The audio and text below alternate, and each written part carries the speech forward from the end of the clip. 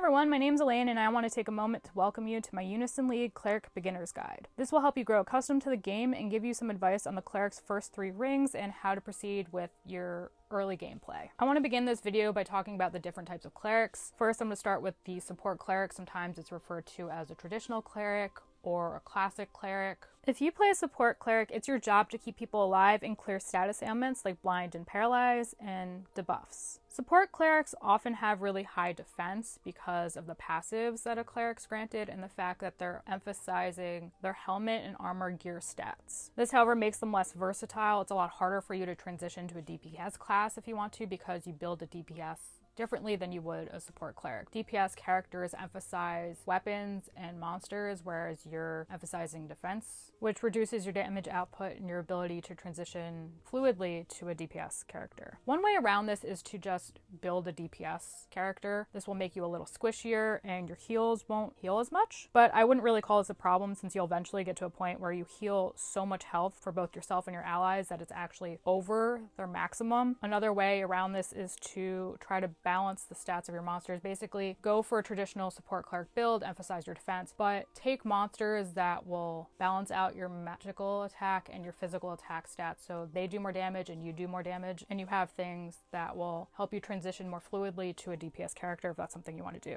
Ultimately, however, a cleric's quote main stats, if you will, and power comes from their magical attack and magical defense. You get a lot of boost to these two stats, and this is where your heals come from, where your healing power comes from, where your attack power comes from. If you're attacking, you get more from magical attack than you do magical defense. I think it's something like 70 to 30%, but ultimately both things help you. And if you want to be a support cleric and you want to be really tanky and do it quote the traditional way or the pure way, if you want to be like all posh or whatever, emphasize your defense. Now, a battle cleric's different. They're basically a traditional DPS character or damage per second, and your job is to deal damage, kill the things, and that's that. You're going to emphasize monsters and weapons as you would if you were any other DPS class, and hopefully get a lot of monsters with magical attack and magical defense stats to maximize your damage output. But magical attack and regular defense is great too. You won't really get as much of a boost from the defense part, but it'll help balance out your defense and make you slightly less squishy, because with this build you're going to be much squishier than you would if you were a traditional support cleric. And then there's also the hybrid, which is a blend of these two. So the problems that you would face if you do choose to be a hybrid will vary based off of the build you choose, the gear you're equipping, and whether or not you have more of a attack build or more of a support build. Now I want to take some time to talk about abilities. Please note that these are just suggestions and other sets may work better for you depending on what your needs are and those of your allies are. The weapons you equip may also grant boosts and bonuses to certain moves, making them a better choice for you, so please keep this in mind as you're building a character. It is also important to note that some moves are better in certain situations than others, which is why I'll be organizing my suggested list this way. I'll start with the support cleric and move on from there. So let's build a support cleric. Let's talk about the cleric, the first ring. PvE, which is something like a normal quest. I would suggest bringing Ether Exchange from the Mage second ring sorcerer so you can recover cost. It's a really good option, but if you don't want to unlock it just yet because you're trying to save up proficiency to go through the rest of the Cleric Ring, for example, I would suggest Mend since it has a fairly short cooldown and costs you absolutely nothing to use. It also heals your whole team, which is not something you see until you unlock Dignity later on. Refresh is good to clear status ailments. It's also low cost and has a short cooldown.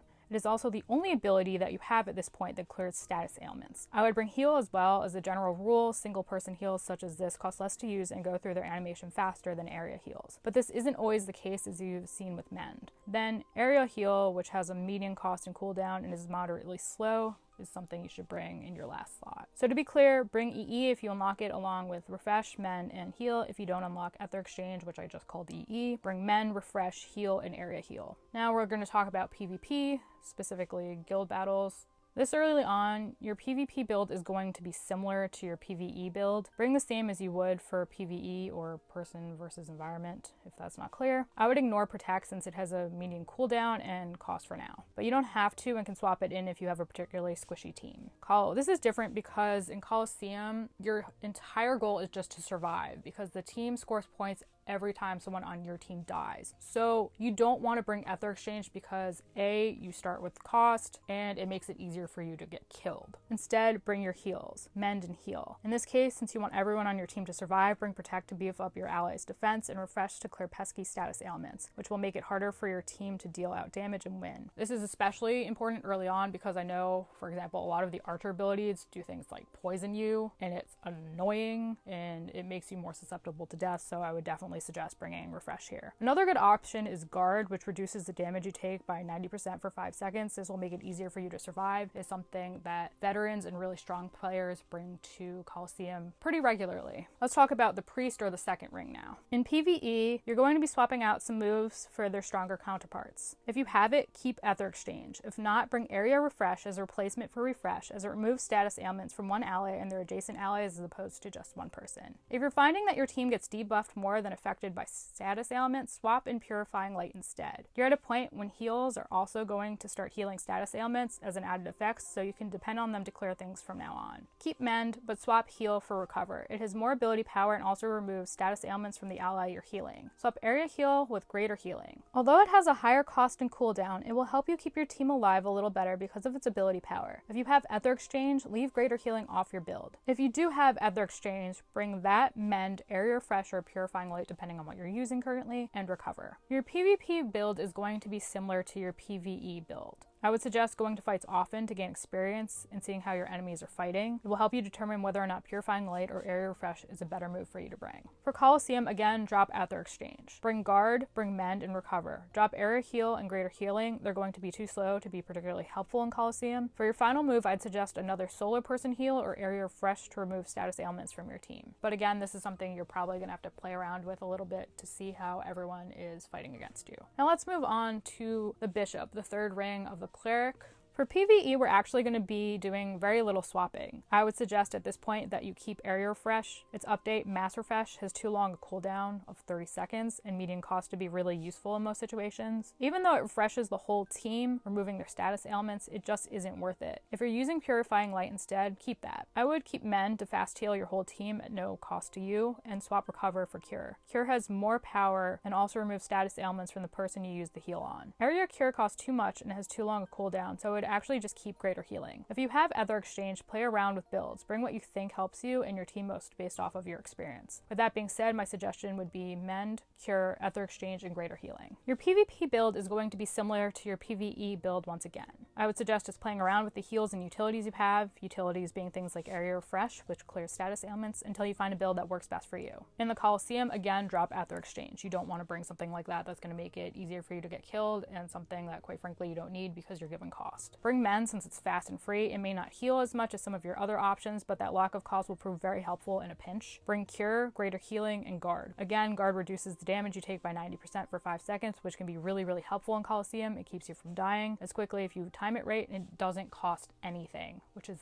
the best part. Let's switch gears a little bit and talk about the Battle Cleric now. In the beginning of your game, you're going to be very limited on the types of moves you have and can bring with you, so you're probably going to borrow from other classes, mainly the Mage, since there's more of a stat crossover with this class than the others, but you don't have to. The Mage also works off of magical defense and magical attack. They get a lot of their passive boosts to those two stats, and their attacks are based off of those, predominantly. So it just makes the most sense. However, if you want to, if it's easier for you, if you'd prefer to play your game this way, you can start as a hybrid and then become a pure battle cleric, gradually adding moves and abilities into your set to make yourself, quote, a more pure battle cleric as opposed to a hybrid. Let's talk about the cleric, the first ring. At this point, you don't have any attack options from the cleric ring. So you are either going to have to borrow from the other classes, which will make it harder to move through the cleric ring since unlocking abilities cost proficiency, or just wait until you unlock the cleric attack abilities and slowly incorporate them into your set, as I was talking about earlier. Basically, play it as a support or hybrid cleric for a bit and then move on to being a battle cleric. For PvE at this point, I would ultimately suggest that you just transition slowly to being a battle cleric and you use the set that I suggested for the support cleric. It should get you through the first ring in any situation that you encounter, and from there, you can begin to change it up, as you will see shortly, and become a battle cleric. Moving on to the priest, the second ring of the cleric. Woot! An attack! Now we're talking! We can be a battle cleric a little bit here! Woo woo! For PvE, bring Ether Exchange if you have it. Bring Heaven's Judgment is the only cleric move option that you have at this moment that does damage. I would suggest Mend to help keep your team healed and perhaps incorporating some mage moves as well to balance your character out a little more and also move you in the direction of doing damage. I would suggest borrowing Photon Edge from the mages. It has an ability power of 140 and reduces the target's M defense by 10% for 15 seconds, which would make it easier for you to continue doing damage. Mystic is also a good utility, which raises the magical attack of one ally and their adjacent allies by 20% for 60 seconds. This will help you and your mage buddies do more damage. If you don't want to do that, bring some heals and utilities. In addition to Mend, I would suggest bringing Recover, Area Refresh, and Heaven's Judgment. For PvP, I would suggest bringing Ether Exchange if you have it again. If not, bring Heaven's Judgment. The borrowed mage ability is in Mend. If you have Ether Exchange, drop Mend unless you need to help your team heal. For Colosseum, drop Ether Exchange. Bring Mend to help keep your group healthy. Bring Heaven's Judgment. Incorporate Photon Edge and Mystic if you have them. Apologies if you don't. You do need to grab these moves eventually to keep moving forward, but it's been so long for me I can't remember when you need to unlock them to keep progressing through the Cleric Rings. Also consider bringing another heal or utility depending on your needs. Guard is also another really strong option. You may want to consider bringing it instead of Heaven's Judgment. Moving on to the Bishop, the third ring for the Clerics. For PvE, I would bring Mend. Ether Exchange if you have it, and Photon Edge and Mystic. If you don't need Mend or want to do more attack, bring Judgment. Its added effect of potentially prohibiting Unison is not useful in PvE since monsters can't Unison, but it is an attack option. For PvP, specifically guild battles, I would bring Ether Exchange. Pretty much always want to bring Ether Exchange. Judgment because of its uni-block ability, and Photon Edge and Mystic. They're a great combination. Swap one of them for Mend if your team needs a heal. The lack of cost will make it very helpful in situations such as this where you need to balance your costs wisely. You never want to be the first person to run out of costs because that's basically like, well, I guess I'm going to die now because I'm going to get attacked and I can't heal myself or attack them to kill them first, and that's not a good situation. You don't want to be in that situation. For Colosseum, drop Ether Exchange. Bring Guard. It is going to become increasingly useful because everyone you're facing is going to be getting stronger too. I would suggest Mystic and Photon Edge. Mend is good too if your team needs heals. Both Judgment and Heaven's Judgment are really good options as well. Heaven's Judgment has a higher ability power of 120 as opposed to 70, but deals damage once to one enemy as opposed to twice. Both moves have the added effect of prohibiting Unison to the target for 20 seconds, but Heaven's Judgment only has a 50% chance of doing this, while Judgment has a 60% chance. This is extremely helpful since a lot of battles like Colosseum and Guild Battle are determined by monster battles. Finally, the hybrid. Let's talk about the Cleric or the first ring. Because of your limited options at this point in the game, I would suggest using the build I mentioned for the support clerics and just moving on from there. Now to the priest, the second ring. At this point, you have to decide what kind of hybrid you're going to be. Are you going to be more support cleric or battle cleric? Are you going to build a tank or a DPS character? Think about how this will affect your long-term play and what you really want out of the game and your character. Play around with builds until you feel comfortable and find something you really enjoy. For PvE, I would suggest bringing Mend and an attack or two. Play around with heals and utilities until you find your ideal build. I apologize, this is definitely the hardest one for me to guide you guys on because I don't know if you want to emphasize being a support cleric or a battle cleric, and you might not know either. You really just have to play around until you find something you like. That's the best advice I can give you. For Colosseum, I would suggest bringing Guard and an attack or two and perhaps Mend. PvP will again be similar to your PvE build. For the Bishop or the third ring, I would basically say the same thing here. Incorporate a mixture of attacks, utilities, and heals. Play around with your build until you find something that works for you and your team and for the quest that you are taking part in. Each quest has a different obstacle or set of obstacles. Some monsters will sap your cost, so bringing Ether Exchange will be useful. Others will constantly blind you or paralyze you, so heals and utilities that clear status ailments will be most useful in these situations. Keep this in mind when building your character and play around and change your set often. I apologize if this was less helpful than the other two pure build guides that I provided you with, but there are too many possibilities to consider to be as clear and helpful as I tried to be with the others. Again, my apologies. The only advice I can give you is bring the things that will best counter the obstacles you are currently facing. Some other suggestions for beginners I have are avoid enchanting your moves. It's going to cost proficiency and you're going to fail a lot. You need the proficiency right now in order to grow, to keep moving through the rings and making your character stronger. Wait until later, unlock at least 3 of the classes all the way through before you start doing this. That would be my advice. Use your AP so you can keep gaining cost and equipping gear to get stronger. The second part is the most important. You don't want to be under-leveled. It's going to cause problems after a certain point in your game. If you need some help with what I mean about this, please refer to my leveling video, which I will link down below in the description. Infuse your gear and unlock the potential of monsters to get stronger as well. 198 your gear, especially your monsters. It will help you gain an edge over your opponents that will help you win in guild battles and other Unison situations. Again, I will post links to some videos I made already in the description down below about each of these topics.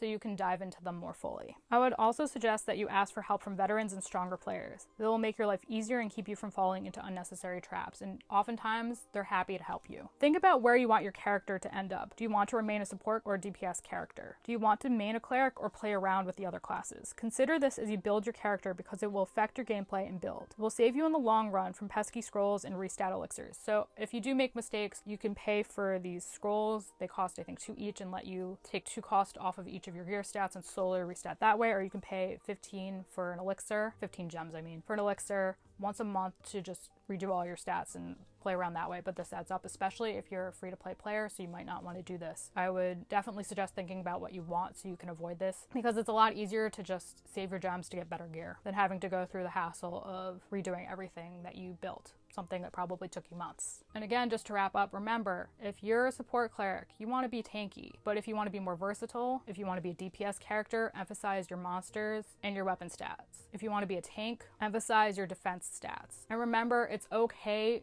to equip gear that might be best for other classes. Especially if you're a support cleric, having some armor and helmets which you don't get passive boost for is fine, because it'll make your character tankier. It'll make you more capable of defending against physical attacks. Since most helmet and armor pieces provide you with more physical defense than magical defense, while hats and clothing provide you with more magical defense than physical defense. Also, if you're struggling to get books and relics, using some staffs, if you pull them, could be really helpful early on in the game, because they do provide so much more magical attack than they do physical, which is something that you will get a boost for, and also helps with your healing power and your damage output if you choose to go the battle cleric route. And with that being said, that concludes my advice for clerics who are just starting out on their Unison League journey. I hope you found my guide helpful and feel better prepared to play this game. I wish you all the best of luck, and thank you for watching. If you liked what you saw, please give me a thumbs up, subscribe, and hit that bell so you know what's up, and leave a comment if you have any questions. I'm always happy to help, and we'll be adding more beginner guides over time to continue to expand your breadth of knowledge on the game. Anything that's already up will be found in the description down below. Happy gaming! I hope you all have a wonderful day, and I'll catch you in the next one. Bye guys!